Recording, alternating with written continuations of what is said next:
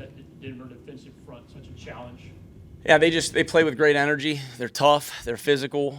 They don't stop. They're relentless. Well-coached unit, and I mean they're deep too. So you gotta buckle up, and it's gonna be a 60 plus minute game, and you gotta play with great technique. And if you don't, you get exposed for teams like that. They obviously, and not just in the run game, they obviously can rush the passer and do those things. So really talented front, really well coached, and again they play with their ears pinned back and their hair on fire.